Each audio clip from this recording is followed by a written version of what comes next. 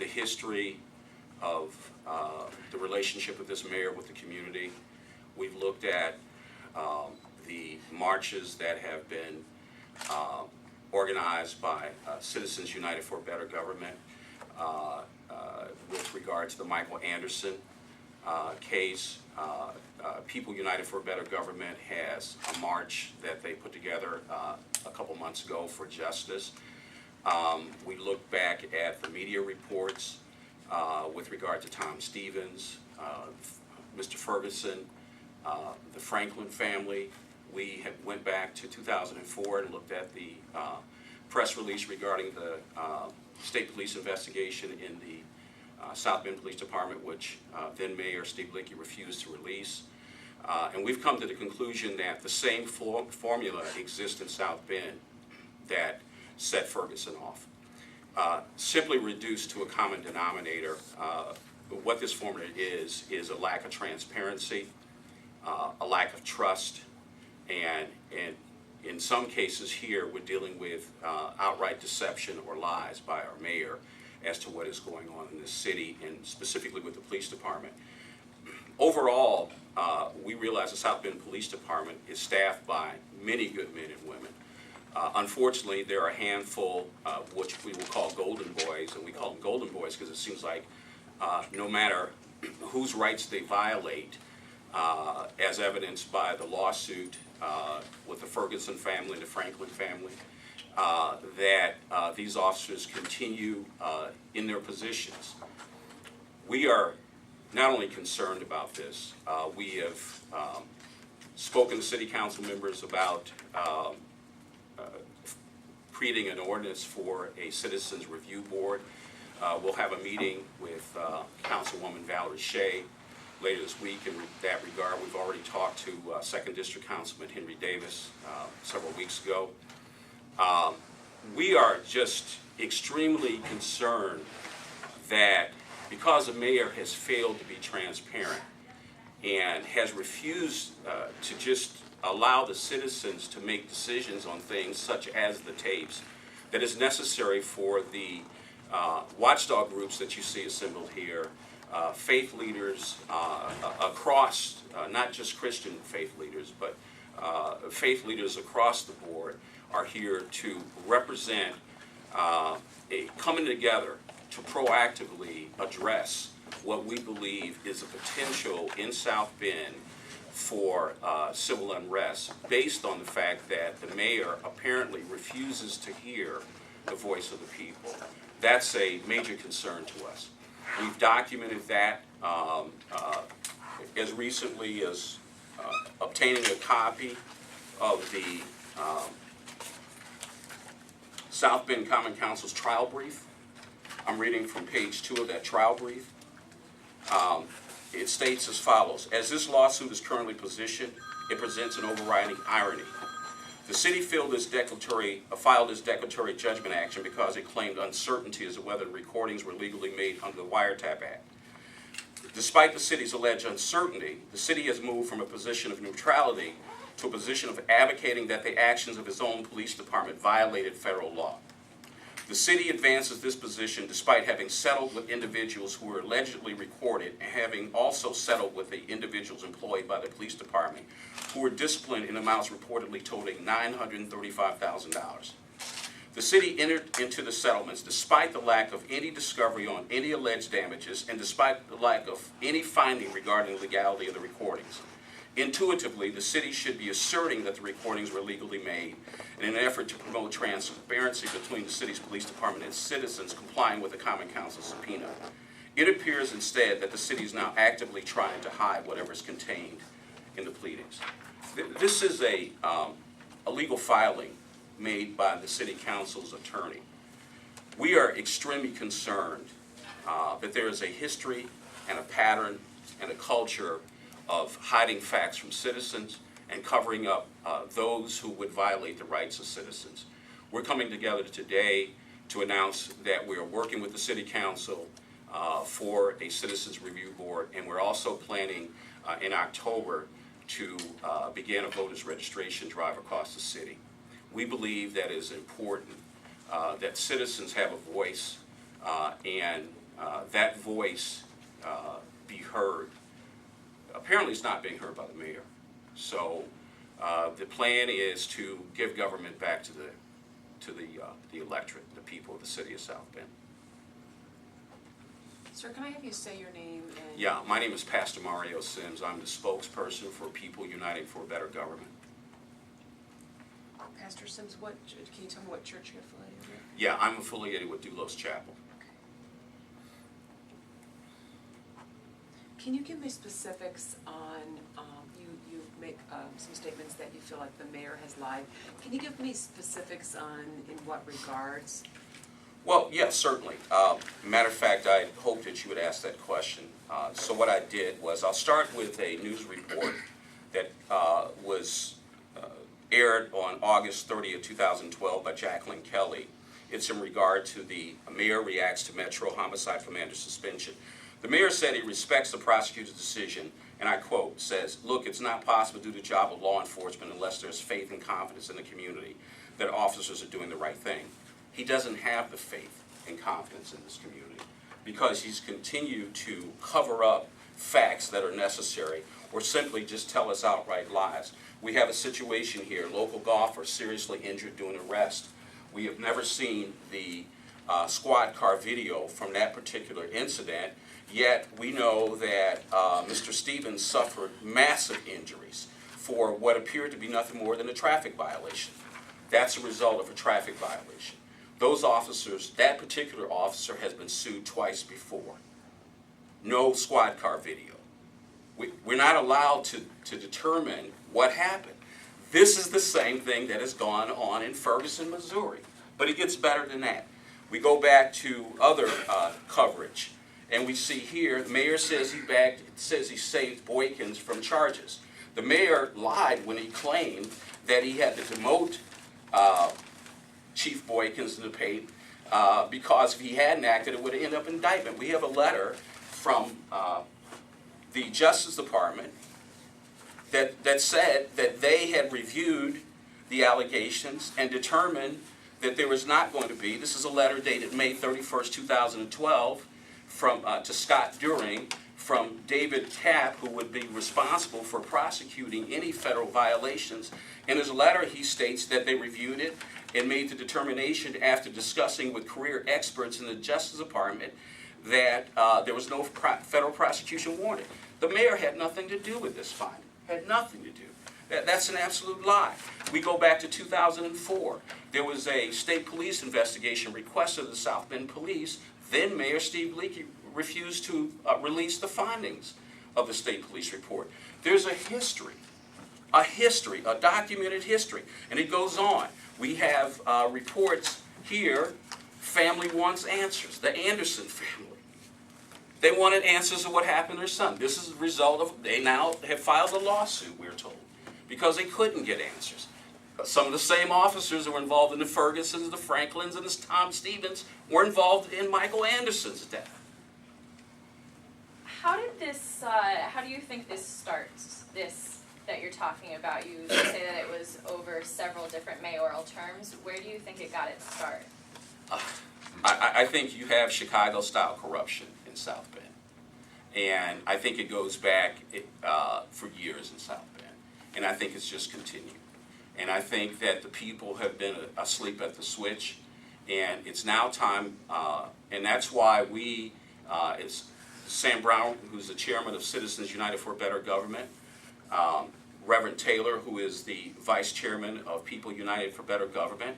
These other pastors and community leaders have decided it's time to come together and become the eyes and the voice of the people, to let them know we need to act now to make sure South Bend does not suffer what Ferguson. So we love our community.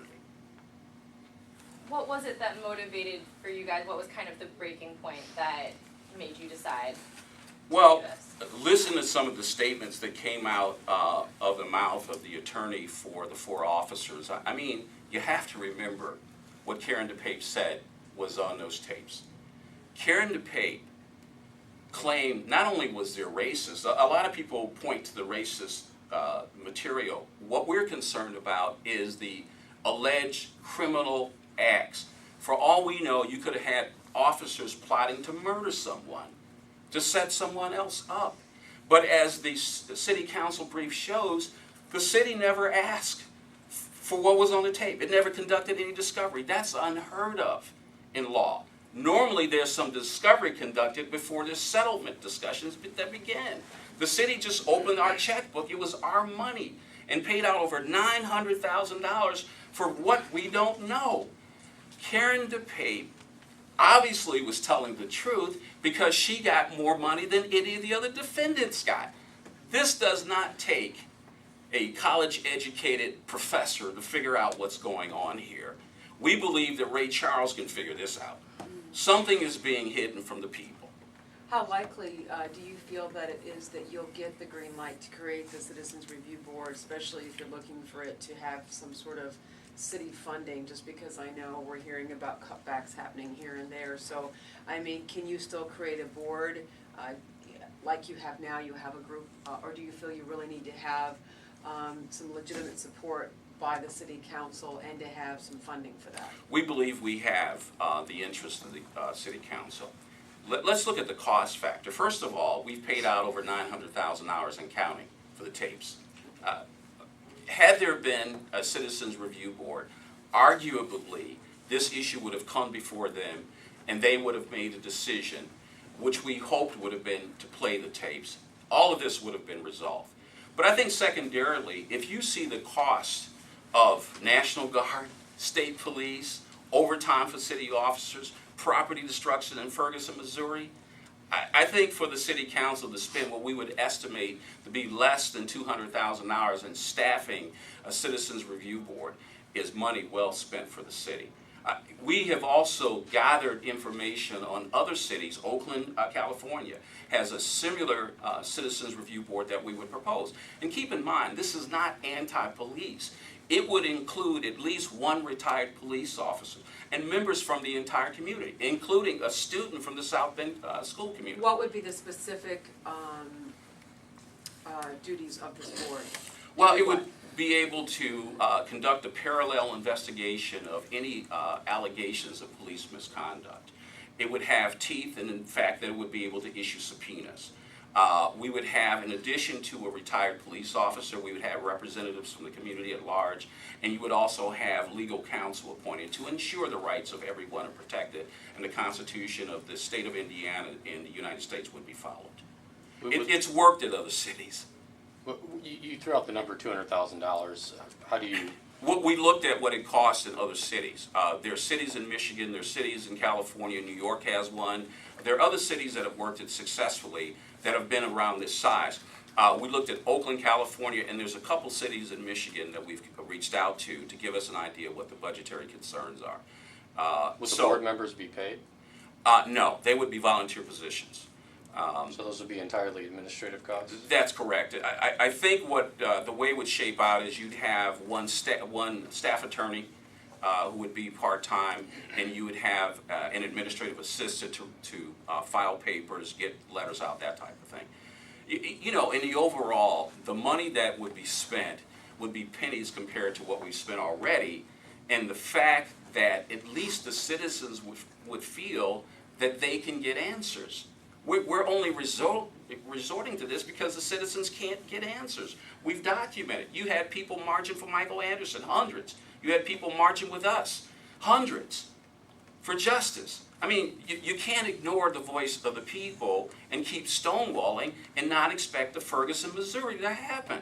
The one thing that resonates in all of the interviews that come out of Ferguson is that people feel that they don't have a voice, that they're being lied to, they're being disrespected, that there's lack of transparency, that there's an opaqueness. I mean, we got to do something, folks. If you love South Bend, enough is enough. Understand the concept of a small handful of cronies padding their pockets, but it could cost us our city.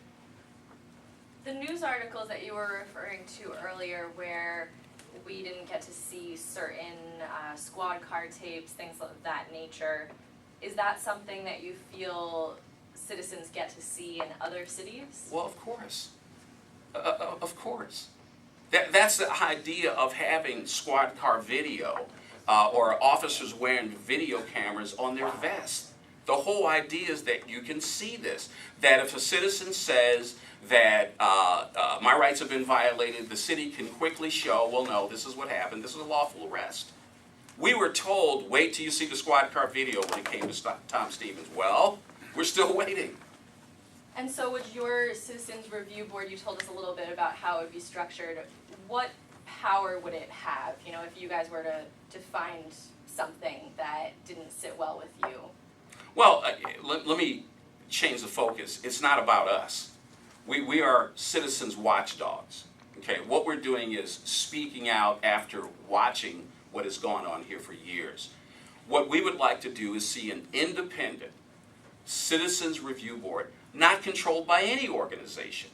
It could be populated by people from all parts of the city. The city council would have a representative. The mayor would have a representative. We've already mentioned that police officers would be represented by a retired police officer. I mean, this is not, brain surgery. It's been done before. Right, and what power would you like to see that group have? Well, full subpoena powers, obviously.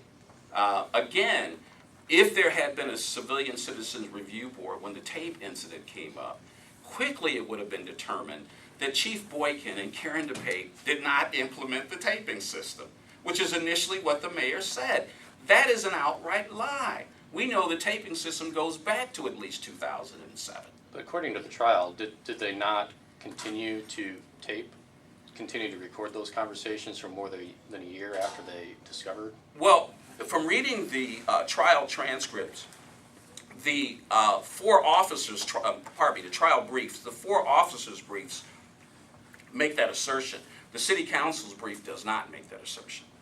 So you believe the city council's brief? Well, you have four officers that Karen DePape alleged used racist terms, committed unethical acts, and were essentially plotting crimes. That's what Karen DePape said in her notice of tort claim. I got a copy I can show you here. Karen DePape was paid the most money.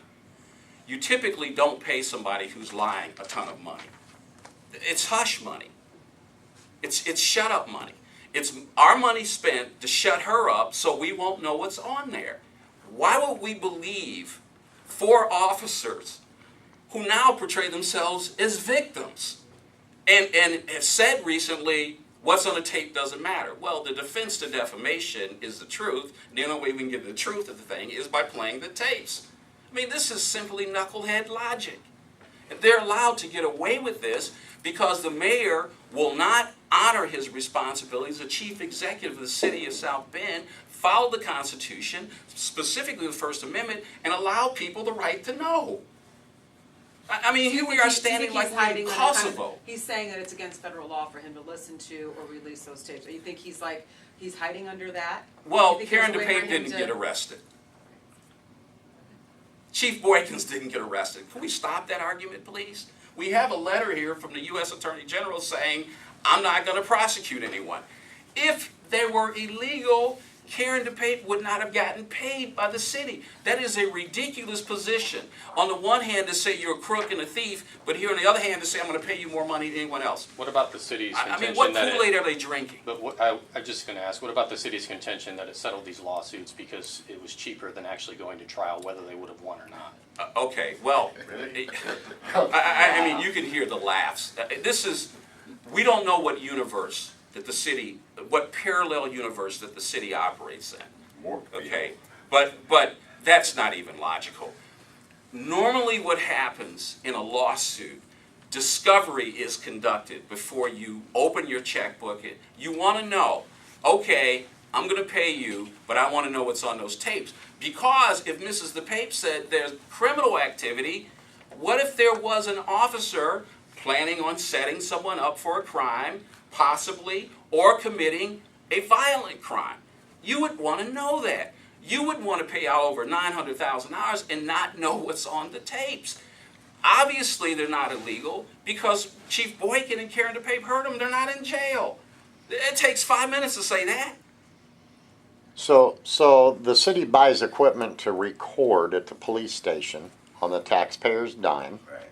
and they record these conversations. At that point, do they not become a public record? You had, You would think, wouldn't you would had public employees, these 4 officers, who during trial admitted that they had cell phones. Now, I don't know about you, but if I'm working at someone's job, I'm going to step outside and use my cell phone on personal business. They admit they were conducting personal business on taxpayers' equipment, and they have the nerve to say, we don't have the right to know. That's ludicrous. That's ludicrous. At some point, people stop listening to this nonsense, and you get Ferguson, Missouri. We love South Bend. This is a beautiful community where all races and ethnic groups and religions work and live together. We have got a good police department. We have a handful of golden boys who've been allowed to come off the leash and violate the rights of the constitutions of the citizen. That's what we want to address before this city blows up. You have a formula. Look, you have a can of gas, you have a match. What does it take to light the match to ignite the gas? So, We want to have this conversation before there is a problem in the city of South Bend. so this federal case that just wrapped up in court really isn't making a decision on technically whether the tapes will or won't be played or can, but the libel suit that was filed by these officers against Henry Davis Jr., I would assume is going to force someone to listen to these tapes, because in order for them to prove libel, they have to prove what he said in his letter was in fact lies, correct? Well, if you saw the media report, one of the comments that the officer's attorney made was, what's on the tape doesn't matter, which is insane. That's insane. You're going to sue somebody for defamation, for defaming you, but you don't want to play the tapes to show that they defamed you. Again, this just doesn't make sense. I think it's also important to point out, while we're on the issue, the subject of the police department, we constantly get reports from inside the police department that the hiring practices are unfair. These are from employees? These are from police officers who are afraid to come forward. Henry Davis's case, is that also going to be handled in the federal court, or whose court is that going to be handled in? Well, there was a picture of Judge Gosch that we had posted, I think, on our Facebook page for PUBG. It's either PUB or CUBG. I'm not sure we did it on both. That showed Tim Corbett at a fundraiser with Judge Gosch. And that lawsuit, I think, is in Judge Gosch's courtroom. So I would hope Judge Gosch would recuse himself. I wanted to ask you about that, though, about the unfair hiring practices. What's happening in Ferguson, there is, I think you could say, a racial element to it. Sure. How much of that, I know you talked a little bit about that earlier, but how much of that do you think applies to our situation? Well, you look at the numbers in the South Bend Police Department, and you look at the number of Latinos, you look the numbers of African American, look at the number of females, and the question is, how many superior officers do you have? How many captains? How many division chiefs? Those type of figures. It appears that we're going backwards in our hiring process. There was a position open recently for a lieutenant that should have gone to qualified African American sergeants. They were not offered the position. They ran for it and were not offered it? They weren't even told that they can apply for the position. They weren't even told that they would. It was the position posted? It was posted. Well, then, I mean, but Come no. on, they're adults, they have a right to apply, No, but come on, if I'm according, gonna go for a job, here- let's be here's- fair here, I you just have want to say. understand the structure of the police department. Right. And I can go into detail. Apparently, it was a position that had been opened up either evening Okay. or day, and it was not clear if it was an evening position, if a day sergeant can apply for the evening position. It's something like that, okay? But even without that, look at the fact that you have an African American chief who was fired for doing nothing wrong. Of course there's a racial element there. Of course there's a racial element. We don't like to just zero in on a racial element because there's the bigger issue of political corruption that also affects and impacts white officers. if they're not in the in crowd, then they won't get promoted. If they out Tim Corbett for threatening them, guess what? They have to worry later on about being disciplined. Look at what's going on with Corporal Stilt now. He's facing discipline. Why? Well, probably because it stems back to him exposing Tim Corbett for threatening him. This corruption knows no color, but it involves every issue. Aside from the hiring practices, because it seems also like when you're relating this to Ferguson, that a lot of the issue is between the police and the community. And it sounded like that's kind of what you were starting to say here with that's why you think we need this Right. review board, is to kind of bridge that gap between community and police. Is that, do these kind of racial tensions also relate between community and police at all? Well, absolutely. I mean, we mentioned the Michael Anderson case. You look at the Franklin case. I sat in on a deposition of Deshaun Franklin. Deshaun Franklin said something that almost brought me to tears. He said he was asleep in his bed at 3:10 in the morning, and he was awoken, his eyes open to see a pair of boots standing in his bed. Can you imagine a 17-year-old kid awoke at night, he's asleep, and there's a police officer standing in his bed, who then proceeds to pummel him, tase him, leave the taser prong in his side, and this officer's still working for the police? I have the report from Internal Affairs, and the report says it was excessive force. Why is this officer, who's the same one who battered Tom Stevens, on the police department? Why? Yeah, there's a problem. When black people complain that their rights have been violated, that officers have entered without a warrant, which should frighten everyone in this room, beat a minor, drag him out of the house, and he continues on the force, only months later to beat Tom Stevens, and we can't see the video? Yeah. Sounds like Jesse Elliott all over again. Now. This is surreal. What I was saying about the police department is this. The police department is the most visible line of government. We see it every day. We interact with it, okay? Every day. The police department is supposed to be supervised by the chief executive of the city, who is the mayor. The mayor has failed.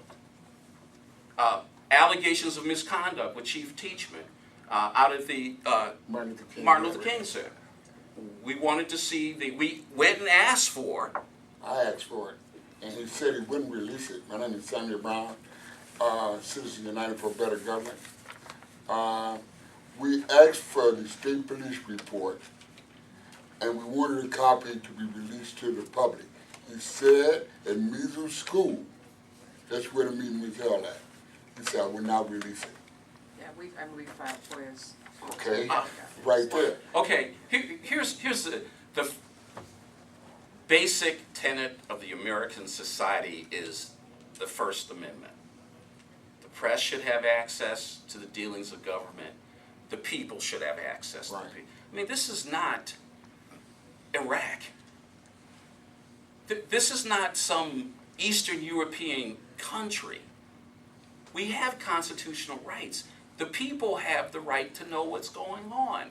If not, people get very angry.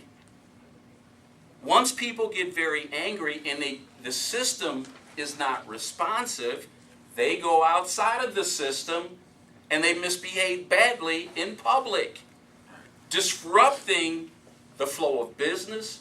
Schools shut down. It costs tons of money. And your city is now thrust into the national light simply because a few people have taken captive the Constitution in the city of South Bend. That's outrageous. You know, I'm a veteran of the United States Marine Corps, and this outrages me. I wore the uniform of this country and served through the Vietnam War. I had friends that died for this flag. This is outrageous. Are you advocating for civil unrest if things don't change? Come on, really, can I answer that? Sure. We're not advocating anything, what we're advocating is justice, okay? And if you're doing what's right, you have no problems in releasing tapes, okay? If you're telling the truth, you want the truth to come out. You ain't hiding in the weeds and trying to bring up all kind of chaos to keep confusion going. We here, we're calling for justice, not just calling for it, but we're demanding it. We're not playing anymore. There's not going to be any more hiding in the weeds or any of that stuff. We want to make it plain that it's time that righteousness be restored to this city. No more of this foolishness. Many of What's us, your name, sir? My name is Pastor Taylor, Charles Taylor. many of us are pastors here. We serve the God of peace. Our responsibility is to cry out from the wilderness that danger is coming. We hear it through our congregations. We hear it as we walk through the streets. Many of us conduct jail ministries. We hear the anger. We hear the mothers cry out. Their sons are being assaulted by a handful of police officers. We hear the constant stories of injustice. We are here as peaceful, godly men who have decided to take a stand proactively to prevent violence. We reject violence. Do you think, you were talking earlier about the mayor's failure, do you think any of that has, he's away, he's not here? Well, that's conveniently timed. I would think that he would knew that this was going to go to trial, and he probably would have to either testify or be deposed. I would, Sammy Brown again, Citizens United for a Better Government. I would like to know one thing. We talk about the tapes and the police officers. What did Sandy Young say on those tapes to get paid? That's all I want to know. Her husband is a police officer, but Sandy Young got a lot of our taxpayers' money. Nice Christmas present. I'd like to know, what did she say on those tapes to warrant her a check of that size? Well, how many employers would pay someone to use their phone on business hours for personal conversations, and then you get paid for it? It doesn't add up. It just doesn't. It's really amazing that all of these officers and the wife got paid, yet no one's listened to the tapes. And there are also rumors floating around that Officer Richmond and Young's wife are not even on the tapes. So how do you even know that these folks are on the tapes when they've not been listened to? Well, because they haven't listened to them. And just one final thing, during our Justice March, we collected signatures which have been presented to the City Council President, Oliver Davis, community support for a Citizens Review Board. And this was just a small sampling of the signatures. We have other petitions that have been circulated throughout the community. Pastor, how many signatures do you? I don't would you know. say I you don't have? count them. Oh, come on, you haven't counted them? No, I don't. Because you know what? As a pastor, if one person suffers injustice, then that's enough for me. Yeah. I don't tell them go back and bring 10 people. If you come to our church and you suffered an injustice, we respond to that injustice that you suffer. It's not about waiting till there's a certain number of people that have been mistreated. Dr. King said, an injustice anywhere is an injustice everywhere. Right. What a shame that that's not the only injustice that's being perpetrated in the city of South Bend. Absolutely. What a shame that we sit here and talk about how the police have been all messed up and crazy. We won't nobody talk about how Notre Dame got a 10-year tax abatement for millions of dollars and clearly opted out of every affirmative action part of the tax abatement application. Yeah. And it's because the city refuses to update that whole system so that people will be forced to do inclusion. Our leadership in this town is booty. If you look at Isn't the it up other- to the common council to make that change? It's up to the common council, but it's also up to the people to demand fairness. We can't tell people to stop selling dope when they can't go out and get a decent job to support their family? How do we do that? How do we tell people that this city wants you to progress and be prosperous when you go to majority builders or Zilowowski and J.J. White and all those people and you can't get a job shoveling dirt? How do you do that? There are issues that Joe Shabazz are bringing up relative to minority hiring practices. I mean, this just continues, which squarely sits at the responsibility of the chief executive officer to send a message that he will not tolerate discrimination in hiring or in using minority contractors. I got a point here that I want to make. Is there any investigative reporter in this room? Well, anymore, the way the stations are, I mean, we cover different stories, different days. So I mean, there may be one day that, yeah, I'm doing some investigative reporting, but it's not all I do because like everybody else, we've had staff cuts, the economy went, but, you know, in bigger markets, yeah, you know, you go to Chicago, they have an investigative team. We at this level don't, sir. Right, but by you being an investigative reporter and all the issues that have been brought up just here, what have you done about them? Well, again, it's I understand. different reporters on different days. We have Sure. tackled this. I mean, you know, Kelly with our station covers a lot of stories as well, so. Yeah. But we, like you were saying earlier, we submit FOIA requests, Yeah. we look into these things. I would like- Maybe I would that like- I would like to speaks say some of that one leadership thing. stuff. I gotta go. Okay. I love y'all. Take care Excuse now. I would like to say one thing. You, Thank you. uh, Pastor Sims, and this whole group have brought to you a situation where we could have a Ferguson.